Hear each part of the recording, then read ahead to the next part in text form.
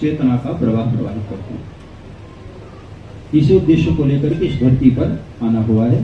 अब आपके भी मन में कोई प्रश्न हो, जिस भी क्षेत्र से देवाक रूप से आप अपने प्रश्न रखें, जैसी सरस्वती माँ की कृपा होगी हम आपको उत्तर देने का प्रयास करें। जी महाराज जी, आज से छठ पर्व की शुरुआत हो गई है।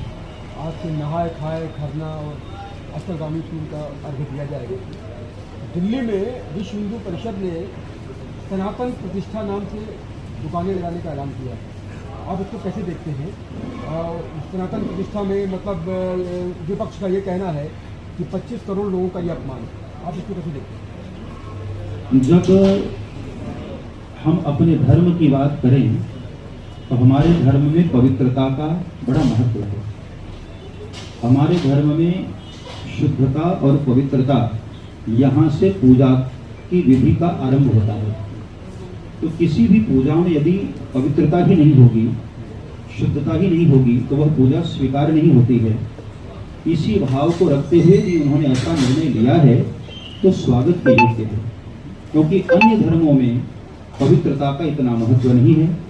जब उन्हें हमारे धर्म के विषय में पता नहीं है तो फिर उनको एंट्री नहीं ही देना चाहिए, वही अच्छा है। माघ मेले को लेकर के भी इस तरह की बातें प्रकाश में आने लगी है जी, क्योंकि जनवरी में माघ मेला प्रारंभ हो जाएगा प्रयागराज में। वहाँ भी संतों ने यही बात रखी है कि जो पिछली बार कुंभ मेले में हुआ था, वैसे ही माघ मेले में भी ऐसे ही लोगों को प्रवेश दिया जाए। सनातन परंपरा का बिल्कुल। हमारे अखाड़ों के जो महापुरुष हैं, हमारे जो जगत गुरु हैं, आचार्य महामंडलेश्वर हैं, श्री महंतगण हैं, महामंडलेश्वर हैं, वो सभी एक मत होकर इस बात का निर्णय लिए हैं कि किसी भी दूसरे धर्म के व्यक्ति का प्रवेश ना ही हो तो अच्छा है। क्योंकि अभी मैंने आरंभ में ही कहा कि जिनको हमारे धर्म की पवित्रता और धर्म की गहराई के विषय में नहीं पता है, वो उस मर्यादा का पालन नहीं कर पाएंगे। उसको देखते हुए उन्होंने ऐसा निर्णय लिया है तो ये स्वागत योग्य है।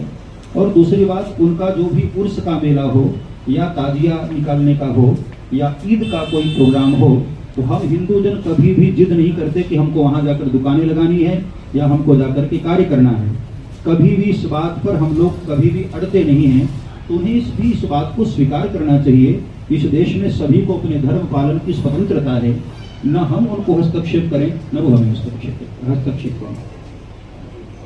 और महाराज जी, स्वामी प्रसाद मौर्य जैसे नेताओं को लेकर क्या कहेंगे? उनके बयान यदा कदा जिस तरह से आते रहते हैं। अभी हाल ही में लक्ष्मी जी को लेकर के भी उन्होंने बयान दिया। देखिए, एक होता है